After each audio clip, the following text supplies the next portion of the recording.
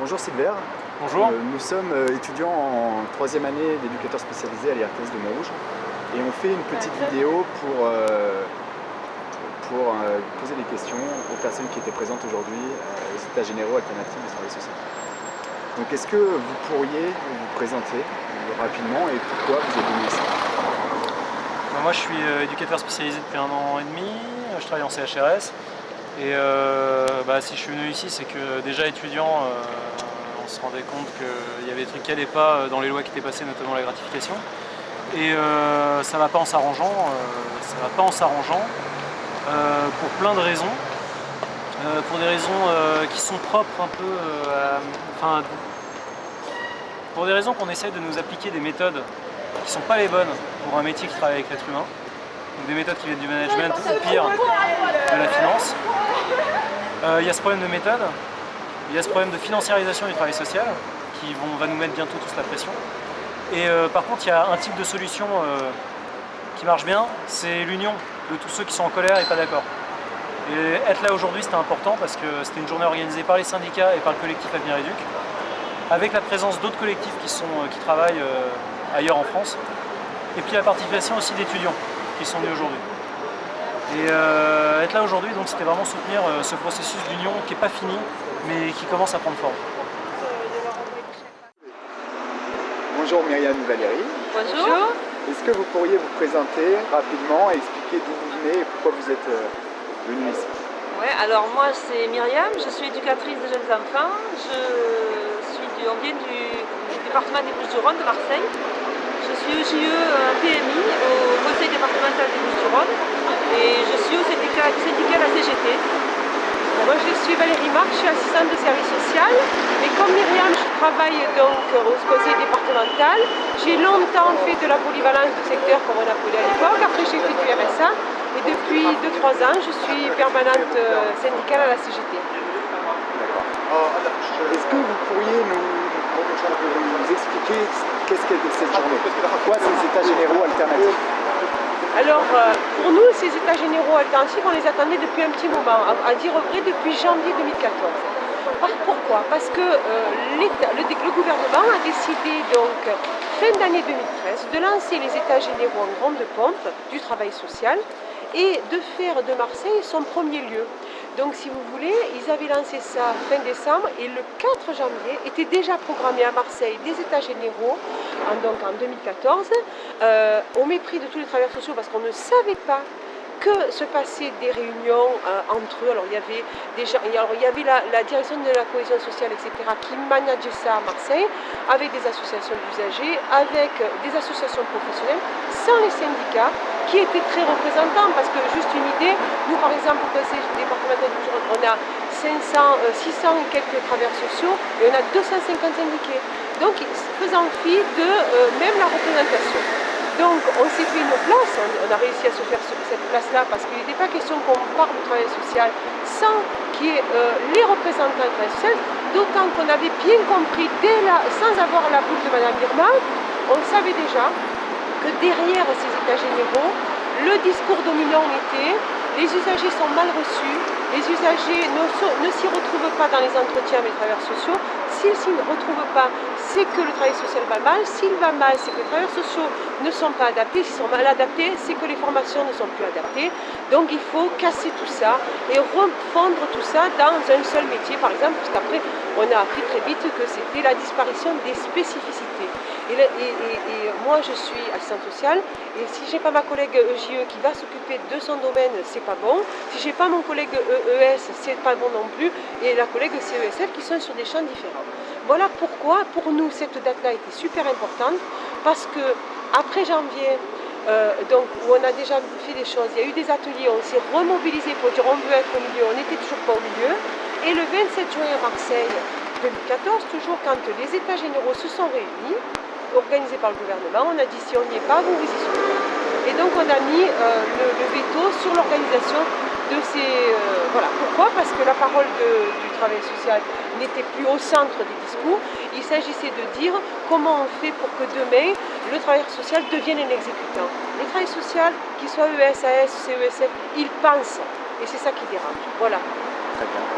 et qu'on ne peut pas laisser, et comme on l'a fait en 2014, comme depuis 2010, quand on a initié sur le département un collectif de travailleurs sociaux sur tout le département interprofessionnel, c'est-à-dire aussi bien les travailleurs sociaux dans le public que sur le secteur privé, les associations, etc. La CAF, l'éducation nationale, l'hôpital, voilà. Et que nos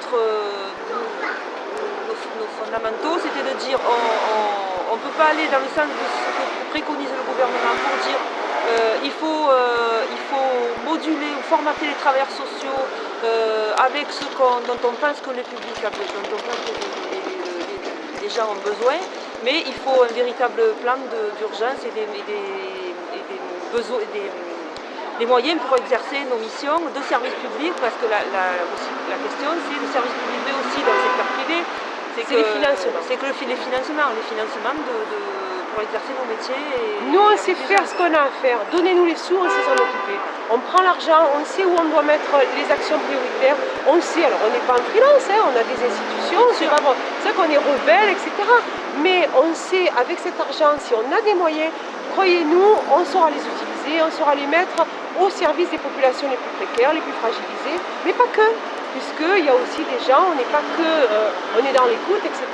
Donc voilà aussi ce qu'on réclamait au niveau de la question des financements de l'action publique et sociale n'est pas évoquée dans les usages généraux. Donc il s'agissait aussi, et au final, malheureusement, le bilan qui était donné, c'est on va faire une annonce, vous allez voir, les usagers vont être mieux servis parce qu'on va changer les métiers et vous allez avoir des usagers à la complète disposition, des travailleurs sociaux à la complète disposition des usagers parce qu'on va les formater et ils vont s'exécuter.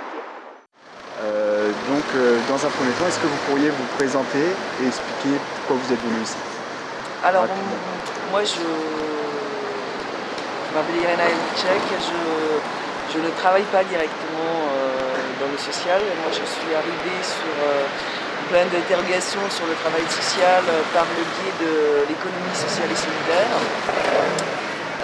L'économie sociale et solidaire qui est le grand truc d'actualité du moment depuis quelques années. Donc je fais partie statutairement, puisque moi je suis gérante de USCOP et que je m'agite aussi dans tout un paquet d'associations locales, de collectifs improbables, des choses comme ça. Et puis moi l'économie sociale et solidaire, c'est un truc auquel j'ai cru à mort. Je pensais que c'était un truc radical qui allait changer la société. Et puis petit à petit, je me suis aperçu qu'en fait, il s'agissait plutôt d'une mesure d'accompagnement du capitalisme. Et ce qui est en train de se passer et qui a des répercussions fortes sur le social, c'est que toute cette notion d'économie sociale et solidaire, c'est une façon de désamorcer les conflits et c'est surtout aussi une façon de marchandiser tout. C'est-à-dire de faire entrer dans le champ de l'économie marchande des tas de choses qui jusqu'ici y échappaient, et notamment le travail social et notamment les pauvres, qui actuellement sont en fait ni plus ni moins transformés en marchandises. Et donc voilà, chemin faisant, j'ai commis un exercice qui s'appelle la conférence gesticulée. Donc je gesticule à propos de l'économie sociale et solidaire. Et comme je milite aussi au collectif des associations citoyennes, le CAC, voilà, on s'est croisé avec les organisateurs, ils m'ont demandé de venir faire ici un petit bout de cette conférence gesticulée qui est consacrée à la financiarisation du social. Voilà. D'accord. Et alors, pour vous, qu'est-ce qui se passe là? Qu'est-ce qui s'est passé aujourd'hui dans ces états généraux du travail social alternatifs? Je pense que c'est un moment important parce que on assiste, et je pense que c'est les choses qui sont là vraiment essentielles. On est en train d'assister à une convergence. C'est-à-dire que moi, ce qui m'intéressait dans cette journée, c'est de se dire que peut-être pour la première fois, il y avait aussi bien des salariés du social, que les syndicats se sont bougés rencontrés, qui sont dans la boucle, que les étudiants sont venus. Et donc, moi je crois énormément à ces moments où très clairement on arrête de ramer chacun de son côté et on se dit non, tout seul on ne s'en sortira pas, il faut maintenant agir et vraiment agir ensemble. Et c'est important pour chacun d'entre nous, sur le plan individuel. Et c'est important aussi pour l'ensemble de la société parce que je pense qu'on est en train de vivre un mouvement qui est un mouvement, je dirais, pivot. C'est-à-dire que cette espèce de marchandisation généralisée, de financiarisation de la société, c'est en train de monter très très vite. Et surtout, j'allais dire, il y a un petit côté positif, c'est qu'en face de nous, tous ces marchands de misère, tous ces grands patrons solidaires ou pas, maintenant il y a plein de choses qui étaient préparées depuis longtemps et on avait du mal à se battre contre ça parce qu'ils n'avançaient pas à visage découvert. Maintenant c'est fait, c'est-à-dire que maintenant on dit les choses, on fait les choses, on les écrit et donc il est temps à chacun de se positionner et de dire voilà, il y a des trucs dans lesquels je ne marcherai pas et on ne peut plus accepter de faire des petits aménagements à la marge, de dire oh d'accord, il n'y a pas d'alternative, on va rentrer dans le truc, on va essayer d'humaniser le capitalisme à la marge, on va essayer de faire un peu de social dans mon travail qui est devenu juste un prestataire de services et du social, etc. parce que c'est toujours mieux que rien. Je pense qu'on n'en est plus là et que maintenant j'aurais tendance à dire que chacun doit choisir son camp. Et c'est pas facile, mais en même temps, je trouve que ça ouvre de grandes perspectives, quoi. Voilà. Est-ce que vous êtes optimiste quant à la suite du mouvement? Quelle forme ça pourrait prendre? Ouais, moi je suis assez optimiste parce que il faut être lucide, on s'attaque à quelque chose qui est très gros, on s'attaque à quelque chose qui s'appelle l'État, on s'attaque à quelque chose qui s'appelle les financiers qui sont par derrière, donc eux ils ont tous les moyens. Sauf que depuis 1 an et demi que le collectif existe, on a réussi à faire une grosse manif le 25, on a réussi à mobiliser les étudiants, on a réussi à s'allier avec les syndicats, ce qui n'était pas du tout gagné au départ. Et on réussit de plus en plus à mobiliser les gens sur leur lieu de travail et à faire passer cette idée-là. Donc oui, il faut être optimiste parce que le chemin n'est pas prêt d'être terminé, mais franchement quand on se mobilise, ça marche.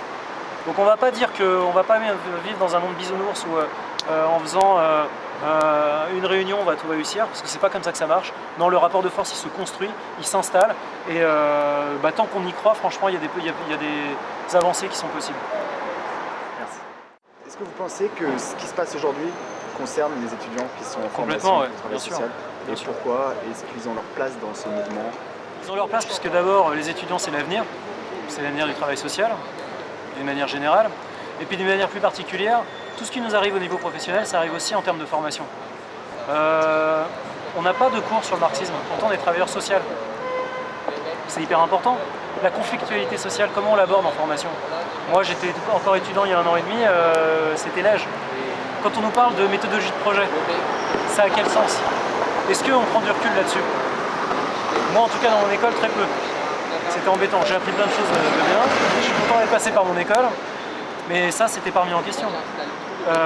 Quand on est étudiant, on a encore le temps de voir un peu ce qui se passe tout autour. Et il y a vraiment des choses à défendre. Le rôle du travailleur social, il doit être pensé par les étudiants. Parce qu'une fois que tu as ton diplôme, tu as intérêt à y avoir réfléchi pour avoir les billes pour te défendre.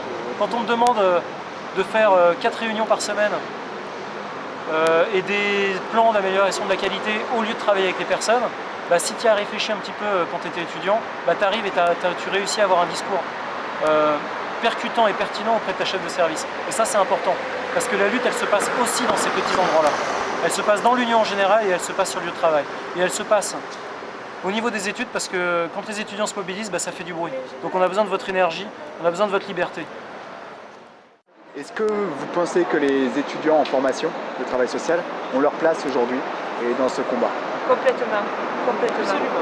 D'ailleurs, non seulement ils ont leur place, mais ils l'ont prise un peu quand même. Nous, à Marseille, on a eu la chance d'avoir des élèves d'IRTS et de PACA et de l'IMF, beaucoup l'IRTS quand même, avec des représentants de ES et assistants de service social aussi, parce qu'on avait, par exemple, on a donné les coordonnées justement à un collègue qui est venu nous le demander. Et il y avait des EJE, il y avait aussi la Croix-Rouge qui est venue avec nous. Alors certes, c'est pas toujours facile pour eux parce que, y compris, il y a des enjeux pour les écoles. Moi, je le dis honnêtement, je ne sais pas qui vous avez regardé ce film, mais je le dis. Il y avait y compris des enjeux pour les écoles pour ne pas perdre le marché des formations, qui faisait qu'on ne donnait pas forcément l'autorisation à ces étudiants de venir librement, ou alors il y avait des fausses menaces, genre si tu rates, attention le cours, que tu vas à la manif, il va y avoir. Mais il y a des gens qui ont dit, ben non, nous c'est notre avenir, on va avec les professionnels déjà aguerris, etc., un peu âgés, quoi, plus âgés, et ils étaient avec nous à chaque fois, voilà. Et c'était super chouette parce que d'abord la jeunesse c'est super, c'est les professionnels qu'on va accueillir demain au sein des services et on a tout intérêt à ce qu'ils défendent les mêmes choses que nous. Voilà. Tout à fait, tout à fait. Et puis parce que vous êtes en formation aujourd'hui, mais demain vous serez nos compagnons de travail. Voilà. Donc, voilà. Vous avez votre place avec nous. Est-ce que vous êtes optimiste quant à la suite des choses? Absolument, oui. Ouais. Nous on est optimistes parce que, en tout cas de notre point de vue, nous sur le département des Bouches-du-Rhône, on continue comme on l'a toujours fait. On continue à se battre, on continuera à se battre pour que voilà, notre métier soit reconnu, respecté, qu'on ait les moyens de le faire et surtout pour que le service qu'on doit rendre à travers mon métier à la population soit le plus juste et le plus vrai possible. Je vous remercie. Voilà, merci à vous. Merci à vous. Alors, vous n'êtes pas de formation du social, mais est-ce que vous considérez que les étudiants en formation de travail social ont leur place dans ce combat, ont leur place dans cette journée? Moi je pense que c'est même primordial qu'ils soient là parce que il y a une critique qu'on peut faire à ma génération ou celle qui était juste avant, c'est que je pense que sur beaucoup de choses et notamment sur l'action collective, il y a des choses qu'on n'a pas su transmettre. Alors ce serait intéressant un jour qu'un historien ou un sociologue se penche sur la question. Je n'ai pas la qualification pour faire ça. Mais je pense qu'effectivement, il y a eu dans les luttes à un moment donné, génération post-68, un chaînon manquant. Et donc c'est vachement important que justement que vous qui êtes l'avenir, vous essayez de renouer un petit peu avec ce type de questionnement et d'apporter aussi un regard neuf.